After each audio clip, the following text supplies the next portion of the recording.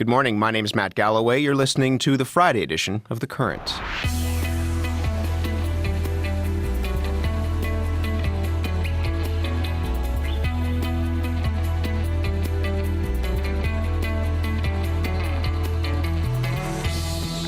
Restaurant patrons who complain loudly and rudely to the staff have always risked silent retaliation from the kitchen, but increasingly, inconsiderate customers read about themselves on Twitter. Coming up, we'll find out why business owners risk dissing the diners. But first, the changing tactics in the abortion debate. If I want to stand here and swing my arm, I have a right to do that, right? Sure. But what if I swing my arm to the point of hitting your friend in the face? Would you agree with me that would be wrong? Okay, yeah. Okay. So then it sounds like what you and I can agree on is that if I do something with my body that hurts someone else's body, you and I agree I shouldn't be allowed to do that. So the question is this a woman's body or is this the baby's body? You can't compare cells to human lives. Like, I understand they have potential to become children, but like, don't you believe that every child should be one child? You don't really have any right to... That's the kind of scene that's been playing out near Toronto area high schools 5 days a week since January. About half a dozen people holding a lunchtime demonstration to recruit a new generation of anti-abortion activists and, its organizers say, educate teenagers about abortion. The demonstrators hold the familiar placards with the graphic photos. Their goal is to shock students into first stopping and then talking. Thank you very much. Yeah, this is about, we've hit about, we're coming up on 80 high schools that we've reached here.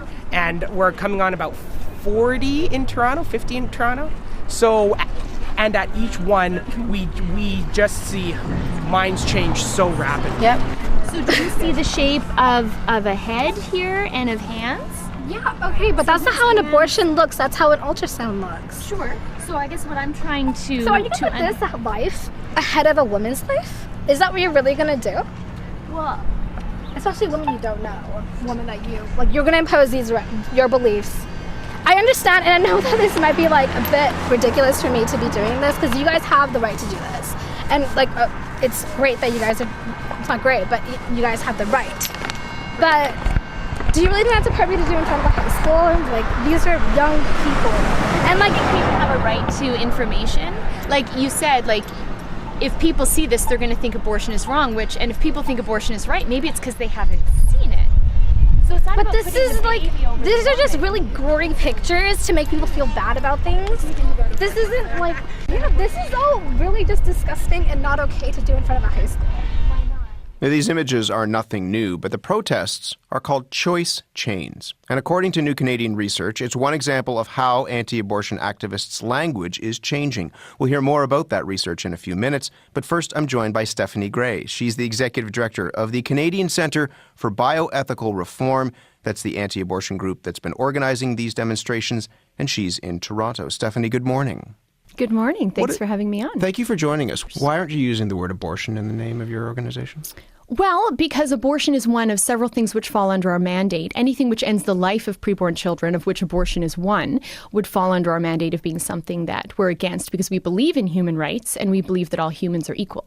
I mean, sometimes people can make a judgment if the word abortion is in the name. So for sure, by not having it in the name, people often say, oh, well, what is that about? And then it invites a conversation. You're being very deliberate in the language that you're using, though. You would admit to that.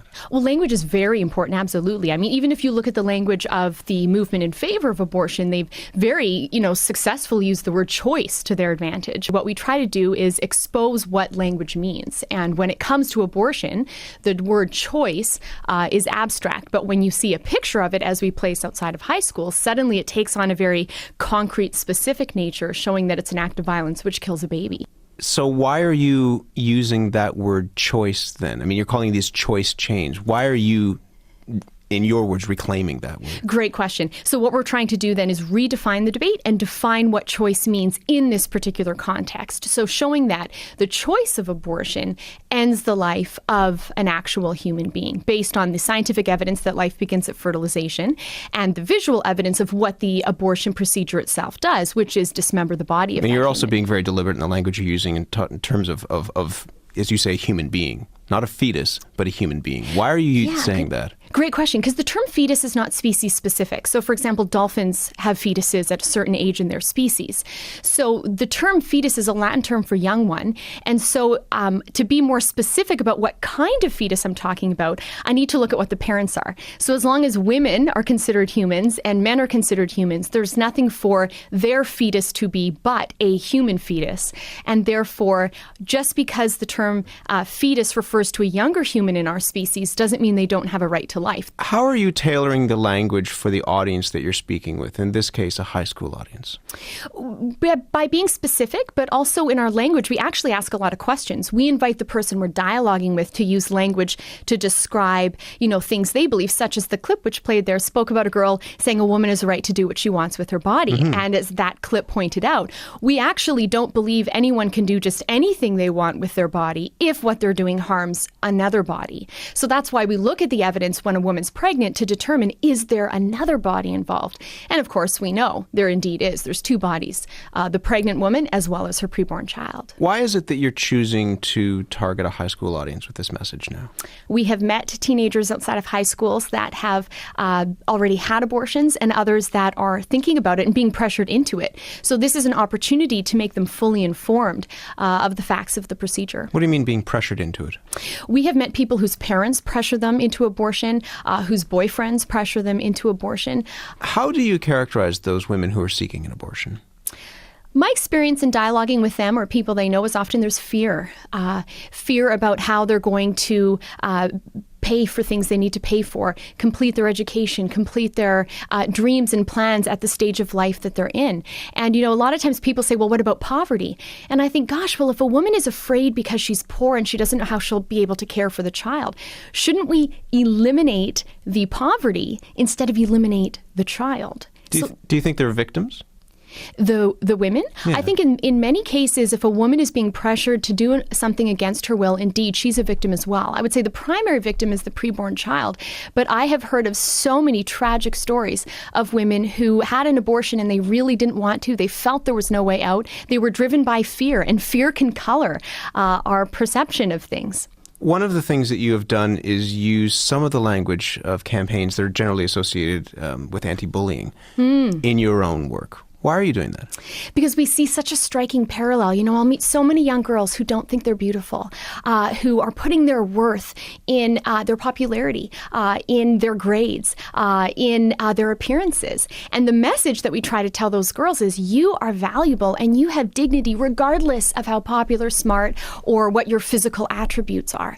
And in the same way, when it comes to the abortion issue, a lot of people will say, well, if the preborn child can't think or reason or communicate, it's not valuable. But what we want to say is what we say to those teenage girls. Their value, the preborn child's value, is rooted in what they are, not what they can do, how I feel about them, or, what their appearances are.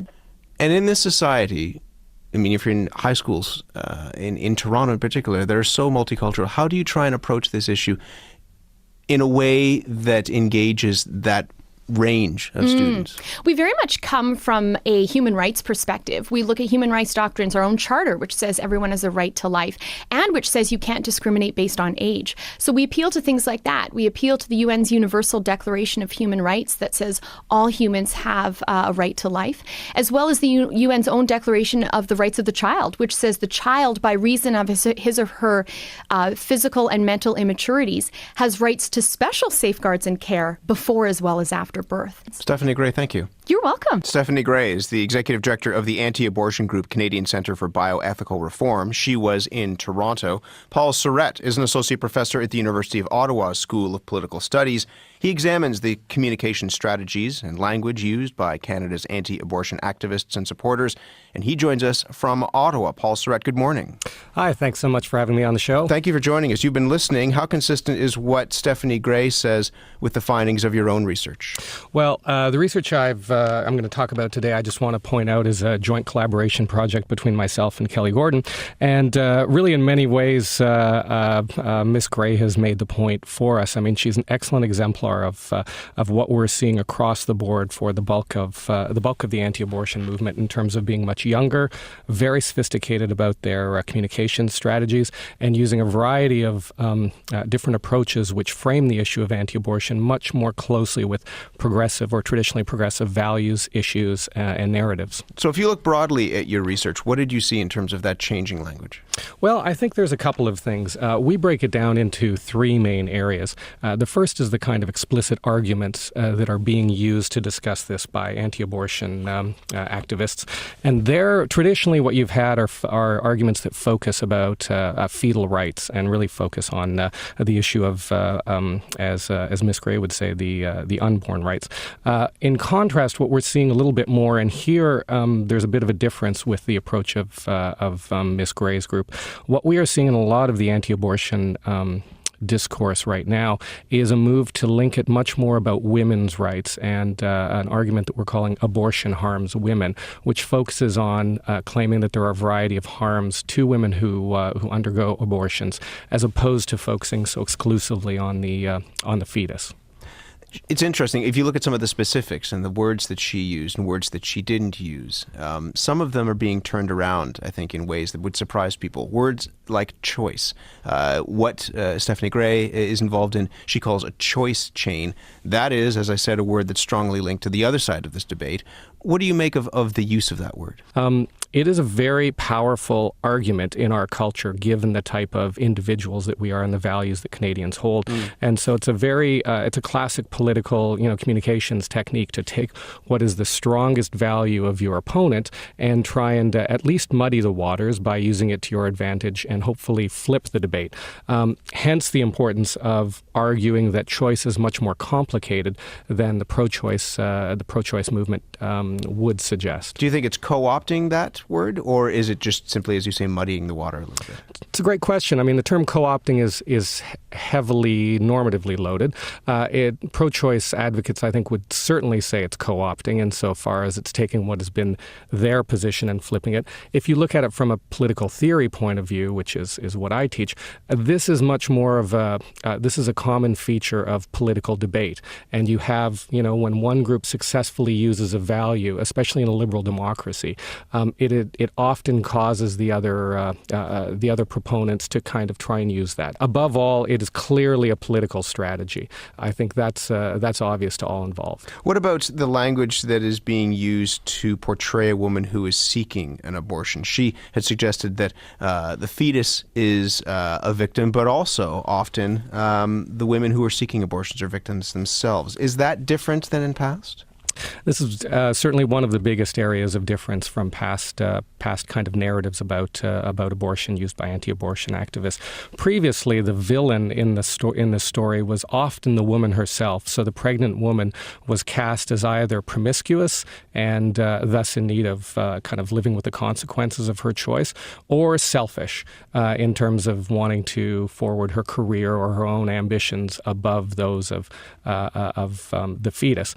Now, the way that Ms. Gray described it is quite in keeping with the new language, which is to say the victim, while still slightly the fetus, is much more focused on the woman. And so there's a lot of language that Ms. Gray and others use about talking about coerced abortions and trying to make the claim that this is a generalized situation that needs to be addressed. And this kind of both frames pregnant women as the victim and allows anti-abortion activists to use a much more sympathetic language to engage them.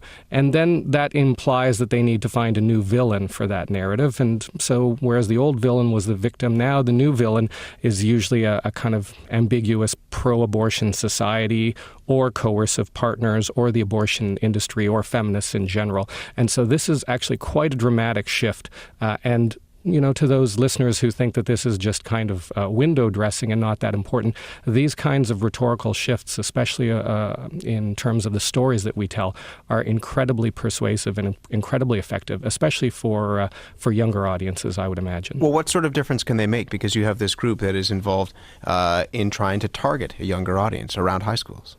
Well, I think that, there's a lot of new cognitive psychology and neuroscience research which highlights the degree to which storytelling is much more effective than kind of a rational debate of statistics, first off. And then secondly, that highlights the importance of visual imageries and the fact that visuals are actually processed quite differently by our brain and in a much less critical way. So you're much more likely to accept what you see, hence the old saying, you believe it when you see it.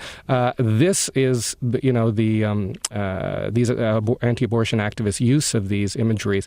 They're not new in itself, but because it's coupled with a much more sympathetic and pro-woman sounding language, I think the strength of this presentation is that it does tend to invite a conversation, partially by shock, but then the language and the openness and frankly the affect that the protesters forward towards other bystanders does make it less alienating and potentially more effective. What happens then to the pro-choice movement's narrative while this is happening, while this language is changing and evolving? It's a great question. Up to this point, we have not been seeing that the pro-choice movement has changed enormously in Canada in terms of its language. And I think certainly one of the findings from a political science point of view is that this is a good example of issue politics where the issue has been relatively dormant for a long time. So one side, and that would be the pro-choice side, seems like it is taken for granted increasingly the kind of the status quo, the legislative status quo and the cultural status quo. And I think what we're seeing here is that there is a new level of contestation. And, to some degree, every political debate is redebated in every generation. So it's not surprising that this is emerging here. I think the lesson for the pro-choice movement is that it needs to think seriously about re-engaging in precisely many of the ways that it did in the 1970s and 1980s. I mean, it's no surprise that the Canadian Centre for Bioethical Reform, for example, is using has conducted an anti-abortion caravan, which is literally taking the same strategy that the pro-choice movement used in the 70s, and used it, and the anti-abortion movement now is using it for their own purpose. So what you're seeing here is a moment of democratic contestation. And the lesson, again, for the pro-choice movement is to take this seriously and engage. Paul Surette, good to speak with you. Thank you. Thank you very much. Have a great day. Paul Surette is an associate professor of political studies at the University of Ottawa. He was in Ottawa this morning. This is The Current. My name is Matt Galloway. My next guest has watched for some time the way two sides use words to subtly frame the debate. She also sees new lines of discourse emerging. Dr. Gail Ehrlich-Robinson is the director of the Women's Mental Health Program at the University Health Network in Toronto, and she joins me in our Toronto studio. Good morning. Good morning, Matt. You have been listening to this. How important is the language that is used in this debate?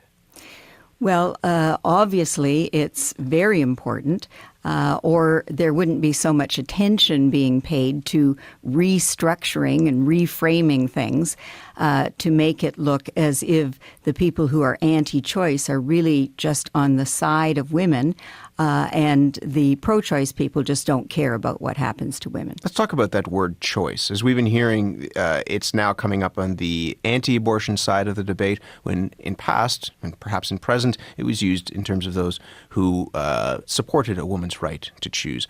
What impact do you think the reframing of that word has on the debate itself? I think it's an attempt to make it look as if the anti-choice group is really for choice. And of course, in their reframing, I think they have to make women into kind of victims, that women are too stupid to understand about the harm they're causing to the, and I love this word, the unborn child, but also to themselves. So I think that inherent in their redefinition is really a demeaning of women. How are you seeing that play out in the work that you do here, but also what you see elsewhere in the world, when women aren't framed as a villain, but as a victim? There's a great deal of stress in the United States. There are a number of states that have passed laws in which they can't quite prohibit a woman from having an abortion because that's a federal law, but they can try to intimidate the woman. What they do is use research largely from a group out of Texas run by a fellow named David Reardon, who has no qualifications other than what he got over the internet. They churn out research that has very large numbers, so it looks impressive, but it's very flawed. And in their research, they come to the conclusion that 80% of women have terrible problems after having an abortion. They have depression, they have suicide, they take drugs, and they even still say that there's a very disputed link to breast cancer. That kind of distorted research is then used. So various states have even mandated that doctors have to read a script to women. In that script, they have to tell a woman who's seeking an abortion that she will have an increased risk of depression and will more likely commit suicide and will get breast cancer. So all of these are efforts to use language to terrify women so that they can be reframed. And in fact, David Reardon is one of those people who has talked about the new rhetorical strategy. We have to realize that this is a very calculated kind of thinking. Reardon, who has said that if abortion is evil, then nothing good can come of it, has talked about the fact that it no longer works to say that abortion is evil or it's a sin or you're going to go to hell if you have an abortion. Instead, they have to reframe it as this is hurting women. And we have to protect women who are not aware of how harmful this is to them. One of the things that Paul Surratt says is that the changing narrative by those who are opposing abortion means that the pro-choice movement needs to re-engage. Do you believe that movement has taken its foot off the accelerator, if I can put it that way? I certainly think that that's been true in Canada. We've had no abortion law for a long time. The people who just accept that one can get an abortion and that that is okay have kind of relaxed. The problem is fanatics never sleep. They're always coming at it from a different perspective. So in Canada, we've got kind of lazy. I remember when there was a rally on Parliament Hill for Jake Epps' Unborn Victims of Crime Act, another twisting of language to make it look, once again, that they were just protecting pregnant women from being abused or hurt in some way. There was a discussion amongst the pro-choice groups and said, well, we can't right now pull together that many people in an instant. In the United States, it's a little bit different. Right. Because all of these states are passing iniquitous laws, there's much more active a movement to try to fight this politically with legislation, with testifying in courts, to fight against this creeping invasion against abortion rights. But language really does matter when you're trying to frame that debate. I mean, the debate is the debate, but how you frame it is so important. Absolutely, absolutely. And what the anti-choice groups, too, do is they whip things out and gloss over them. Your earlier speaker, for example, talked about scientific evidence shows that life begins at conception. Right. Well, I don't know what scientific evidence that is. She also talks about the UN Declaration of Human Rights. And in that, one of the human rights for women is reproductive rights. It's all about language and how it's used. Doctor, thank you. Thank you. Dr. Gail Ehrlich-Robinson, the director of the Women's Mental Health Program at the University Health Network here in Toronto. You can comment on this story through Twitter. Tweet us at The Current CBC. Like us on Facebook at facebook.com/CBCTheCurrent, or call toll-free 1-877-287-7366. Coming up, we'll be talking about social networks, restaurant reviews, and the patrons being criticized by those who own restaurants. My name's Matt Galloway. You're listening to the Friday edition of The Current.